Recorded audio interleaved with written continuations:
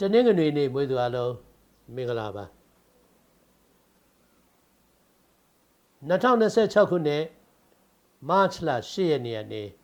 14ရက်နေ့တော်တွင်မှာအပြိုင်ဆိုင်မှန်သမျှအောင်မြင်မယ်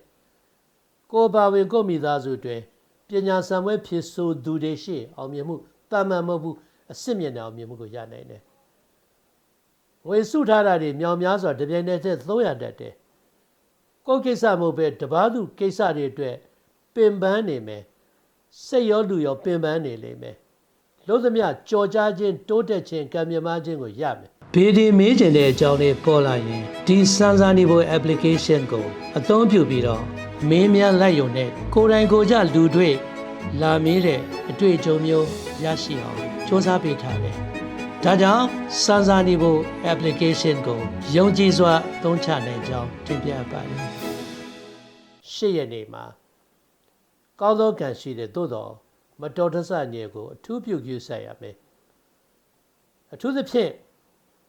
မြောက်ရက်ကိုဒီသွားစရာညေရှိတတ်တယ်မနေ့10နိုင်ခွဲနဲ့12နိုင်ကြားမှာသွားလာနေထိုင်ပြုဆိုင်ရမယ်9ရက်နေ့မှာရံများမယ်စေတနာဝေဒနာဖြစ်မယ်သူများပြဿနာကိုယ်ပြဿနာဖြစ်မယ်10ရက်နေ့ကတော့ထူးခြားသောကောင်းခြင်းကံနဲ့တိုးတက်ခြင်းတွေပေါ်ပေါက်မယ်မိမိလိုလားချက်ပြည့်စုံမယ်17ရက်နေ့မှာခရီးကိစ္စပြောင်းလဲကိစ္စကောင်းတယ်ရှင်ပြန်မှုအောင်မြင်မယ်12ရက်နေ့မှာဝေးကြီးကံကောင်းခြင်းလက်ဖွင့်ခြင်းလုံသမျှအကျိုးပေးခြင်းကြော်မယ်13ရက်နေ့အဲ့ဒီနေ့မှာရံများမယ်တိုက်ခံများမယ်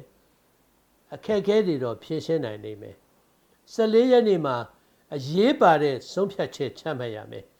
မိမိဆောင်ရွက်တဲ့ကိစ္စရဲ့အနှစ်သာရကောင်းတွေကိုအထင်ရှားကြောက်မယ်တနင်္လာနေ့သောကြာနေ့စနေနေ့မွေးသူတွေကိုကောင်းကျိုးပေးလိမ့်မယ်တနင်္ဂနွေနေ့ဗုဒ္ဓနေ့မွေးသူတွေဒုက္ခပေးတတ်တယ်1-4ခုံကနန်အကျိုးပေးတယ်အညိုရောင်မိခိုးရောင်နက်ပြာရောင်တို့ကိုအကျိုးပေးတဲ့ရောင်တွေဖြစ်သုံးဆွဲနိုင်ပါတယ်အဝါရောင်ပန်းပွင့်3ပွင့်ကိုဖျားတင်ပြီးတော့လိုရာဆုတောင်းမှာကောင်းခြင်းကံကြမ္မာတွေကိုထံရောက်ရှိပါမယ်ဘေဒီမေးလိုသူတွေအတွက် Play Store App Store တွေမှာ Sanzanibo application ကို download လုပ်ပြီးတော့အသုံးပြုမေးမြန်းနိုင်ပါတယ်ကျေးဇူးတင်ပါတယ်